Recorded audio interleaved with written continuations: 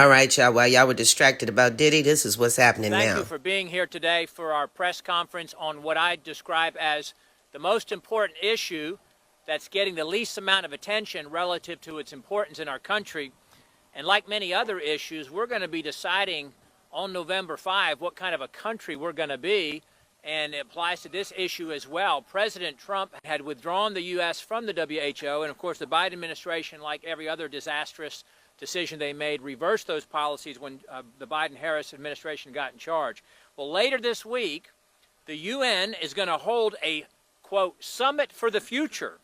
And they're going to produce, this is right from their website, an intergovernmentally negotiated, action-oriented pact for the future with a chapter on transforming global governance.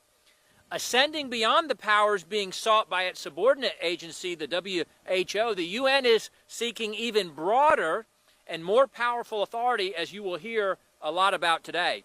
The Biden-Harris administration apparently intends to fully support the surrender and compliance of the U.S. to the UN in these endeavors. They are aligned with the international globalists that hate America, that hate the Constitution, that hate our founders, that hate our founding Judeo-Christian principles, and they want America to become like the rest of the world. They don't want us to be subordinate to or governed by our Constitution. No, they want America to be subordinate to and governed by the UN, the World Health Assembly, and the WHO. And in fact, they intend to join with others at the UN summit this week to vote to award additional powers to the UN Secretary General. They seek to facilitate the evolution of the UN from an international cooperative body to an international governing body. These powers would be triggered by any one of a number of so-called global emergencies, whether it was a so-called climate emergency, a health emergency, a cyber emergency, or a gun violence emergency, whatever that's supposed to be, a financial emergency, or whatever they deem appropriate. And the Biden-Harris administration is in full agreement with the UN and the WHO on efforts to place us under their authority and to require such things as their international health regulations, including the surveillance of U.S. citizens, the censoring of dissenting views, and much more. The American people didn't vote for this, and they don't support this, and it's up to the people's representatives, that's us gathered here today, to have a responsibility to expose this and to reject this. The U.S. should defund the WHO again. We should withdraw from the WHO. Any agreements with the WHO or the UN should require Senate approval or disapproval. And a bipartisan House majority voted to require Senate approval just last week with Tom Tiffany's bill on the House floor. So I'm proud to be joined here by my House colleagues and others who are appropriately concerned and educated, informed, and leading on this issue. Again, this is the most important issue that's getting the least amount of attention relative to its importance and its impact on our country and on the American people. And with that, I yield to the gentleman from South Carolina, Ralph Norman. Thank you, Congressman Good. I want to thank Frank Gaffney, Tony Perkins, all my colleagues for taking a lead role in this. As Congressman Good said, this is probably, other than our financial crisis this country's in, the most important issue to call attention to. The Summit of the Future will happen on September 22nd, 23rd. And folks, what that will do is cede America's authority, America's sovereignty to basically China. China is defined as a developing country. It is the number 2 economy behind America. It's not developing. It will cede our decision-making ability to China. That's what you need to know. Let me read out what the Secretary General, Antonio Guterres, his policy brief 2, issued on March of 2023. I propose that the General Assembly provide the Secretary General and the United Nations system with a standing authority to convene and operationalize automatically an emergency platform in the event of a future complex global shock of sufficient scale. Guess who determines that? The World Health Organization. It reveals in their definition a possible global shock, including large-scale climate or environmental events, determined by who? The Secretary General. Future pandemics. We all endured what the problem we had with the latest virus. High impact events involving a biological agent determined by who? The World Health Organization. Disruption of global flows of goods determined by who? Not America, but the WHO under the Secretary General. Not only that, it requires a 5% payment by the United States every year of our total medical dollars spent, which are in the trillions. Bottom line, we cannot let this go. This is a top line issue that America must be made aware of. It's got to go through the Senate where it requires 60 votes. And we're going to fight to make sure all Americans know what's happening and stop it dead in its tracks. The WHO needs to be defunded, we need to do away with it, and America get out of it. I now call on Frank Gaffney with the Sovereignty Coalition. Thank you, Congressman. Thank you to all of those present. I wanted to most especially thank those who voted last week for H.R. 1425, which did exactly what Congressman Norman just talked about. Requires the United States Senate to advise and, I hope, dissent on the kind of surrender of our sovereignty to global government that is envisioned both with respect to the World Health Organization and with respect now to the UN. That's, make no mistake about it, the agenda of the UN Summit of the Future. That is unmistakably what they hope to put in train with their so-called Pact of the Future. And the thing that is absolutely infuriating about all of this is not only, as these gentlemen have said, this is really important. And most people in the media, most people in government, certainly the vast majority of Americans have no idea this is even going on, let alone reading in the rest of us.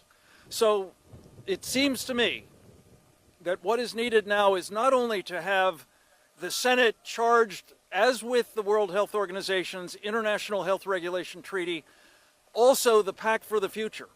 There must be no application of whatever they come up with in terms of world government by the UN Secretary General without the Senate's advice and consent. And secondly, I call here today on former President Donald Trump to use his platforms to address and draw out his opponent, the Vice President of the United States, on whether or not she supports world government. And if she doesn't, for her to disavow what the Biden administration is doing right now to try to bring it about. Thank you very much. Next up is Andy Biggs. Thank you, Frank, and thanks to Bob and Ralph for organizing this and for all who are standing with us, my colleagues and those who are concerned about this. You know, this administration has attacked United States sovereignty since day one. They've done it by attacking our geographical integrity, and now they want to cede our sovereignty over to the United Nations, and in particular the World Health Organization. It's important to understand that how critical it is that we let the American people know how dangerous this administration is and their policies are. So, when we think about it, $850 million, that's our annual assessment today to the World Health Organization. But we consistently pay more than our assessment. Why is that? Because this administration wants to pay more. And we're the folks at the United Nations working hand in glove with the World Health Organization to have their way, we would be spending even more. And we'd be spending more to become enslaved to them because of the things that my previous speakers, my co-speakers have said. I introduced legislation, H.R. 2022, which gets us out of the World Health Organization and defunds our portion of it. Why is that? It's because the World Health Organization has become captured. It's been captured by our international adversary, China. We saw that as a result of the COVID-19 issue and how the World Health Organization protected Xi Jinping and the Chinese. We can't give up any more of our sovereignty, any more of our geographical integrity, any more of our economic integrity to foreign actors who have no concern about the United States of America other than to take our power and our money away. This administration is all in for it. That should be enough to tell everyone that this is a non-starter. I appreciate my colleagues for helping raise this today. I appreciate you and the media being here today, because this will be an ongoing effort. An ongoing effort as the out-of-control spending that Congress is engaged in, coupled with the border problems that we have. Let's at least not turn over our healthcare apparatus to folks from a United Nations or an international multilateral institution that has no concern for us. So I thank you for being here, and now I yield to the gentlelady from Wyoming, my friend Harriet Hageman. Thank you. In my home state of Wyoming, we have common sense, something that seems to be sorely lacking in the Biden-Harris administration.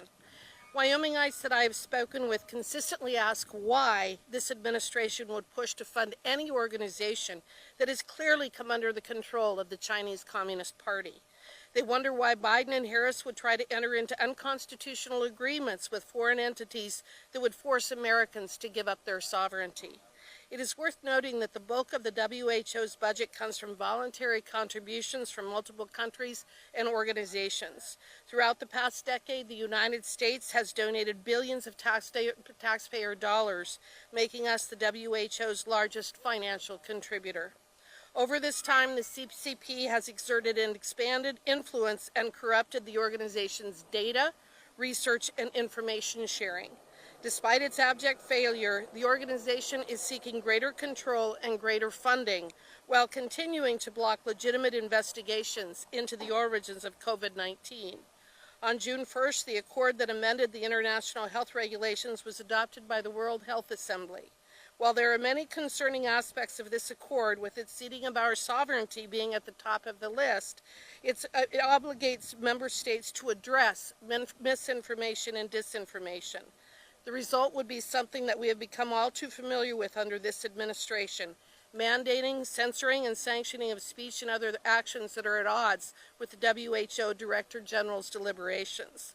Of course, this is a clear violation of our constitutional rights, but Biden and Harris have never cared much for those. I have co-sponsored legislation introduced by Congressman Chip Roy, the No Taxpayer Funding for the World Health Organization Act, which would prohibit the U.S. from making any assessed or voluntary contributions to the WHO. International law does not trump the Constitution. Biden and Harris may be compromised by the CCP, but they cannot force Americans to follow laws and regulations not passed by our own federal government. Thank you, and with that, I cede to Ronnie Jackson. Thank you. Well, I'd just like to start by saying, as a physician who's followed the WHO for many years now, in my time in government, during 3 presidential administrations, and now as my time as a member of Congress, I can tell you that the WHO in particular and the UN in general do not represent what's best for this country. In fact, they do everything they can to undermine us and defeat us. Look at what happened during COVID as a perfect example. During COVID, they lied to us, and they worked with China to cover up the origins of COVID. You have to ask yourself, do you really want, next time this happens, for the WHO to decide how taxpayer dollars in this country are spent, to decide what resources we are and are not eligible for, despite the fact that we overwhelmingly fund their operations? That's what you're going to get. And as my colleague, Mr. Good, pointed out, they can define an emergency in any way they want. And believe me, it will be creative, and it won't be a healthcare crisis again next time. It'll be something related to the climate or gun control or some other woke agenda that they have on their radar. This IHR treaty is nothing more than a redistribution of wealth and government control via global governance.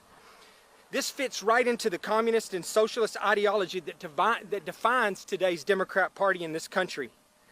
Kamala Harris, Joe Biden, and their administration would like nothing more than to pass their responsibility to protect this country's health and livelihood to another country, many of which do not appreciate the United States, do not like the United States, and many of which are hostile to the United States.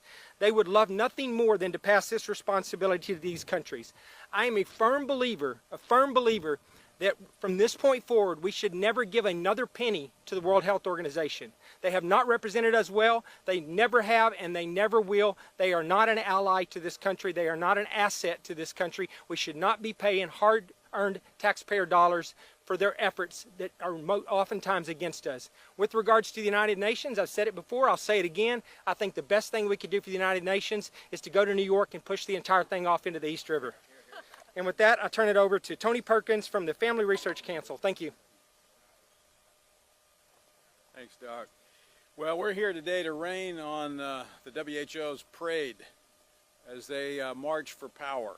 I think the WHO, we were here about 6 months ago, similar press conference prior to their June meeting in Geneva, where they tried to gain international support for their pandemic accord, which they did not do. And I'm becoming convinced that the WHO thinks that the rest of us have brain fog from COVID, and they're just going to keep trying this over and over again. But the facts do not change. This is a global power grab. And when you look at the various aspects that this would touch, in particular that have been touched on, that are very concerning, is their focus on so-called disinformation. What we recently saw in Brazil with X is a prime example of what governments would be doing, being empowered by the WHO's pandemic accord, calling on governments to silence and censor dissenting voices. You know, in America, we cherish the First Amendment. We cherish our freedom, and we cherish our families. Both are endangered under this pandemic accord. And I echo the calls here today, number one, to defund the WHO and get the United States out of it. But secondly, any agreement that is advanced by this administration, signed on to, should be submitted to the Senate for ratification and be treated as it is, as a treaty. So I thank these members of Congress for continuing to bring attention to this. While many ignore it, the WHO continues their march for power, and they will not stop. And it's going to be incumbent upon this Congress, this institution, stopping and protecting the American public from the WHO. And with that, I turn it over, is Chip here? Reggie Littlejohn. Reggie Littlejohn, co-founder of Sovereignty Coalition and president of Anti-Globalists International. Thank you to Representatives Bob Good and Ralph Norman and my other colleagues here, including my co-chair, Frank Gaffney, for organizing this press conference. 1425 was an outstanding victory, which can prevent the depredations of the World Health Organization from moving forward without Senate consent, but we need an equally strong measure in respect to the United Nations. The United Nations Pact for the Future is going to be the deliverable at the Summit for the Future, which is this weekend, and nobody knows about it. So in the Summit for the Future, they are going to approve a platform, an emergency platform that will operationalize automatically in the case of a complex global shock.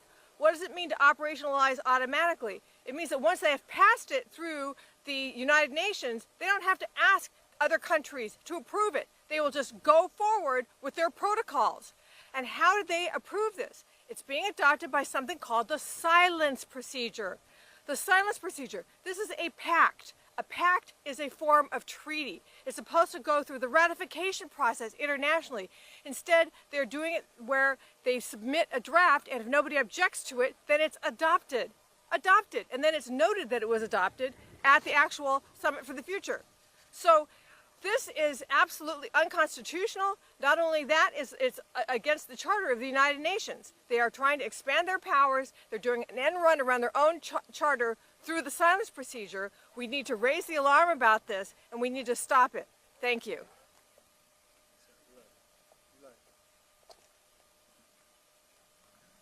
Next one is Representative Eli Crane.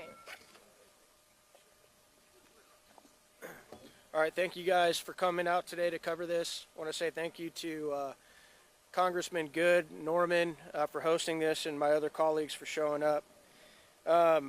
Obviously, this is a complete disaster. I'm not surprised at all that this administration is supporting it.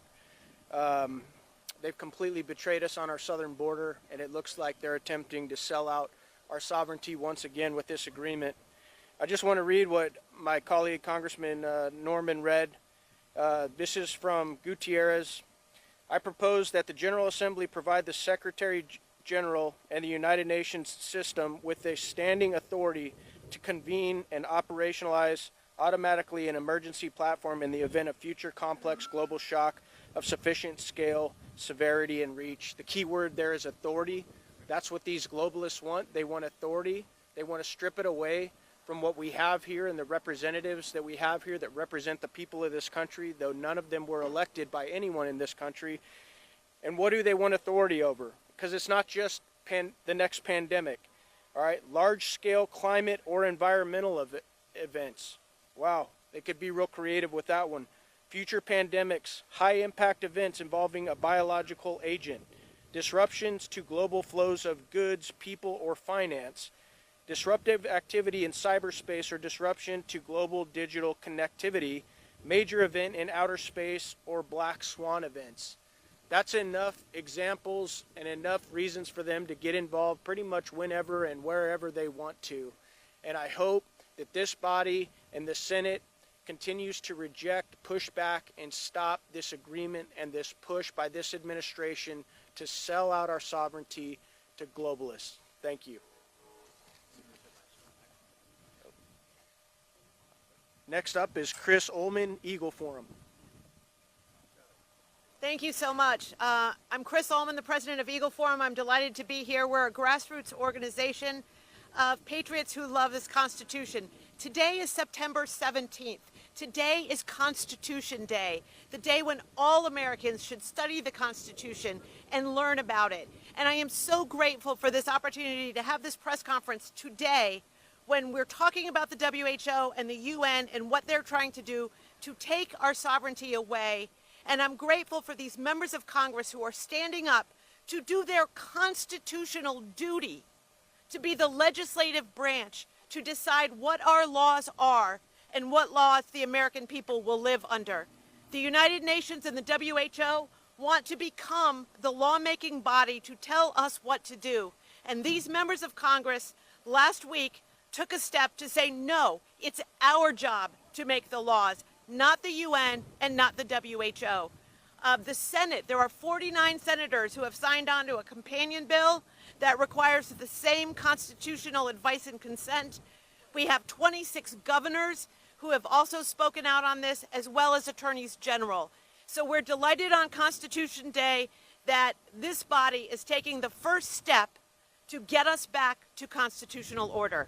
Thank you very much, and now I turn it over to Representatives Norman and Good for questions.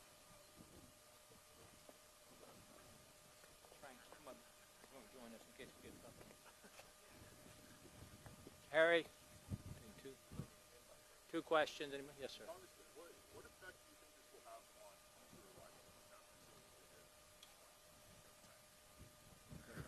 Well, I'd say what it has on future elections is bigger than that. It's what it has on the future of this country. I mean, this is a dictatorship. This is, you know, this administration, by its actions when it first took office, had executive orders that were supposed to be temporary during the term of his office, like the border. It's, you know, to reverse that, to walk that back, is going to take a massive effort. This will take the same massive effort. If he votes this in, does not take it to the Senate, we'll cede our sovereignty. We cannot do it. The American people do not want that. That's not what a democracy is all about, and particularly with China. China is our enemy, and to cede it to basically to them is unacceptable, particularly with the COVID virus. I'll just add to what Congressman Norman said, that you saw the Biden-Harris administration on full display during the China virus situation, where they doubled down and took every recommendation from the WHO. We had to force them, literally, the Republican House had to force them to finally end the pandemic emergency and the so-called mitigation requirements that were in place. So hopefully the American people learn from that. They've suffered sufficiently, and they're going to make change on November 5. One more.